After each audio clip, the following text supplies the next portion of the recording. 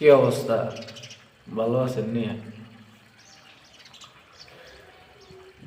এই যে আমি যেরকম উকি দিচ্ছি এখন, দেখবেন 12 তারিখে ভোট কেন্দ্রের সকালবেলা এবং ভোট শেষ হওয়া পর্যন্ত কিছু লোক ঠিক এরকম উকি দিবে কখন ঝামেলা বাজানো যায়, ভোট ভোট কেন্দ্র অচল অবস্থায় ফালানো যায়। যেসব ভোট কেন্দ্রে তাদের হারার সম্ভাবনাটা বেশি, হাড্ডাহাড্ডি লড়াই হইতে পারে ওইসব ভোট কেন্দ্রে।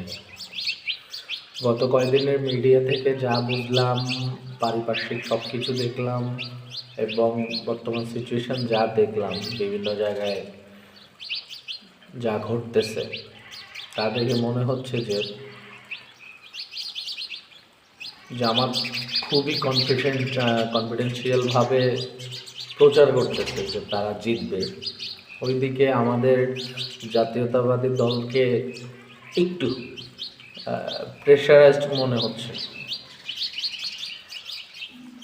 আর ফেসবুক জুড়ে সব জায়গায় গুজব ছাড়ার ভালো কিছু নাই।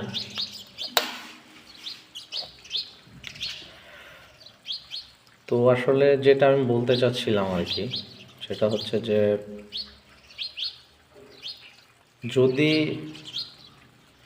এই নির্বাচনে বিএনপি ক্ষমতায় না আসে, তো গত 17 বছর যে বেকায়দায় বাংলাদেশ ছিল, মনে করবেন যে সামনের যে 5 বছর ক্ষমতায় যারা যাবে বিএনপি ছাড়া, বাংলাদেশ আরো ধ্বংস হবে। সেই ধ্বংসের কোনো কুল পাবেন না, ক্ষতবিক্ষত হয়ে যাবে সেই বাংলাদেশ। এখন অনেকে বলে যে তারেক রহমান ইন্টারমিডিয়েট পাস, সে কীভাবে প্রধানমন্ত্রী হবে?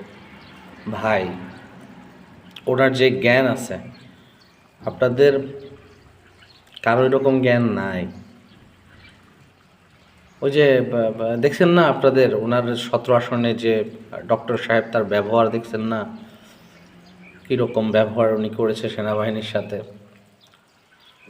তো আসলে আমি যেটা বলতে চাচ্ছি সেটা হচ্ছে 12 তারিখ সারাদিন জাতীয়তাবাদী ভাইরা, আমি আমার বাড়ির সামনে আমার যে 8 নং ওয়ার্ডের কেন্দ্র আছে, সেখানে সকাল থেকে ভোট গণনা অবধি আমি পাহারা দিব। তারা যেভাবে পাহারা দিতে চায় আমরাও ঠিক সেইভাবে পাহারা দিব। তার জন্য যদি 24-এর মতো আর একটা যুদ্ধ হয় তাও করব। কেউ যদি ঝামেলা বাজাইতে চায় তাকে প্রতিহত করব। আমার চেনা জানা আমার যতগুলা ভাই বন্ধু আছে, তাদের আশেপাশে যতগুলা কেন্দ্র আছে, সবাইকে বলবো ওই দিন 12 তারিখ সারাদিন কেন্দ্র ছেড়ে যাবেন না। তাদের বিভিন্ন জায়গায় জামায়াতের ভাইরা বক্তব্য দিচ্ছেন খালি হাতে তারা কেন্দ্র পাহারা দিবেন না। আমাদের হাত যথেষ্ট। আমরা গত 17 বছর খালি হাতে মাঠে ছিলাম। আমাদের পুলিশের অস্ত্রের মুখে আমাদের অনেক ভাই খালি হাতে মাঠে ছিল। আমাদের হাত যথেষ্ট, আমাদের কিছু করা লাগবে না। আপনারা আইসেন, যে যা পারেন তা নিয়ে আইসেন, আমরা খালি হাতে আছি, সমস্যা নেই।